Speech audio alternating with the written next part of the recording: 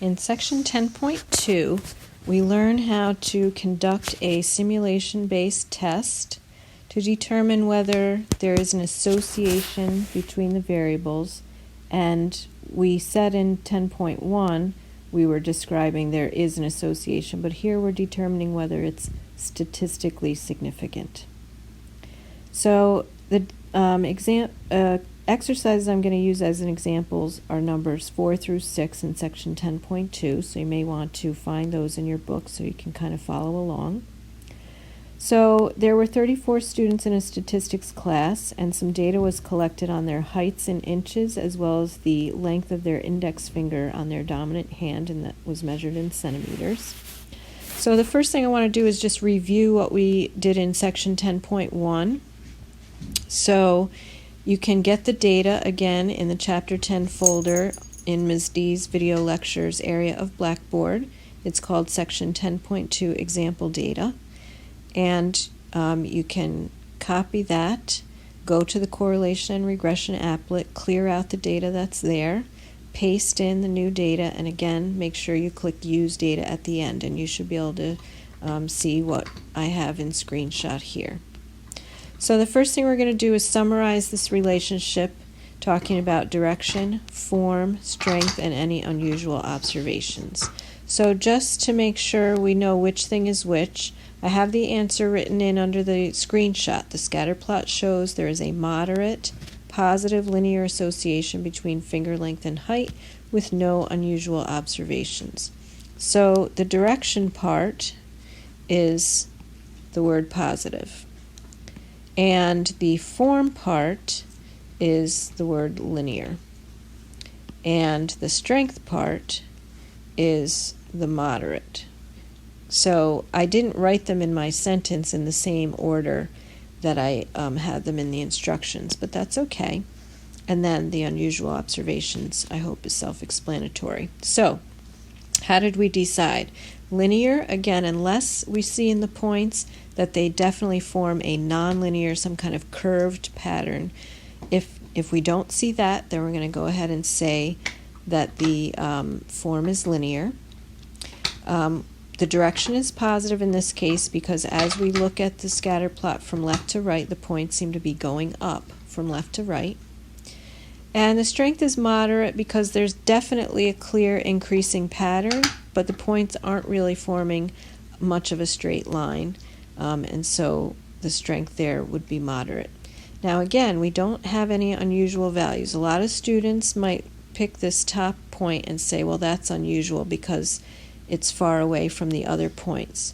Well, that's true, but it does fit the overall pattern, right? If we kind of make a big sort of balloon around the points, that one is not out of the realm. It's following the same pattern that the rest are.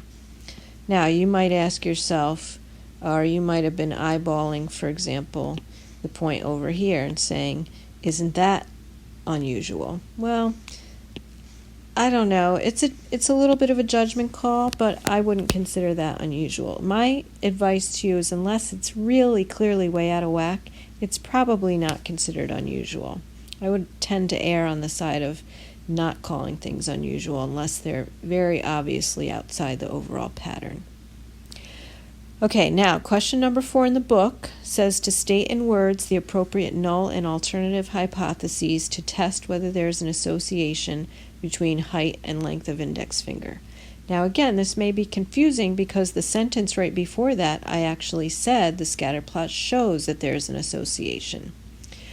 What we're really testing with the formal hypotheses is whether the association is statistically significant, right? So there is an association, but is it strong enough to be considered statistically significant? So the nice thing in Chapter 10 about the hypotheses is that basically they're always the same. The null hypothesis is always that there is no association between explanatory and response, and the alternative hypothesis is always that there is an association between the explanatory and response. So the only thing that you have to worry about is writing in the context what the explanatory and response variables are. In this case, height is the response and length of index finger is the explanatory. And the other thing is, you notice we have in the population. So again, just like before, the hypotheses were about the parameters. The symbols we used in the hypotheses were for parameters, and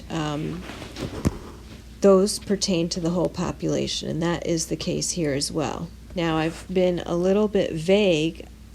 I didn't specify what the population is, and we're going to come back to that in a little while. Okay, now, how would we go about creating a simulation to test these hypotheses? So, again, I already have the answer all written out here, but I'm going to try to explain it to you. So we're going to use simulation as we have done with all the other things we've learned about in this class, and we are going to compute a p-value like we've done before. So what we're trying to figure out is whether the way these points have lined up in the scatter plot and the strength of association that they show. Oh, and by the way, I forgot to mention I did also click on the correlation coefficient box in the applet and got an R value of 0.474, which is definitely in the moderate range. So our question is, would the points line up in this much of a line pattern with the correlation coefficient of 0.474 if there really was no association? So we're going to start by assuming that there is no association. So as before, we're going to assume that the null hypothesis is true. We're going to assume there's no association between the variables. Now, how would we simulate that? Well, remember that the data comes in ordered pairs in this case. So what we're going to do is separate out the heights on one set of green index cards, and we're going to write the finger lengths on a different set of blue index cards, and we're basically going to shuffle them up and pair them off. So we might shuffle out the green height cards and lay them down on the table, and then we're going to shuffle out the blue finger length cards, and we're going to put one blue card with each green card, and we are going to then create these sort of random ordered pairs. And once we have the random set of ordered pairs, we are going to put them into the computer and come up with a correlation coefficient for that set. And that correlation coefficient, as it says here, will be one dot in that null distribution. Right? So each dot in the null distribution represents one shuffle and random mix-up of the ordered pairs, and a correlation coefficient that is calculated based on that simulated set of ordered pairs. And then, as always, we're going to do that many, many, many times. We're going to do 1,000 simulated correlation coefficients, and that's going to make up our null distribution. And then, how do we find the p-value? Just like before, we're going to find the proportion of simulated correlations that are at least as extreme. We're going to do two-sided, both directions, at least as extreme as the observed correlation that came with the sample data. So in other words, we're going to say there are 1,000 dots in that null distribution. Each one comes from calculating a correlation after shuffling and randomly pairing heights and finger lengths. And we want to know how many out of those 1,000 correlation coefficients came out at least as big as 0.474 and as small as negative 0.474. So we're going to look in both directions, and however many out of 1,000, that proportion is going to be our p-value. So next we're going to go to the applet and we're going to try it out.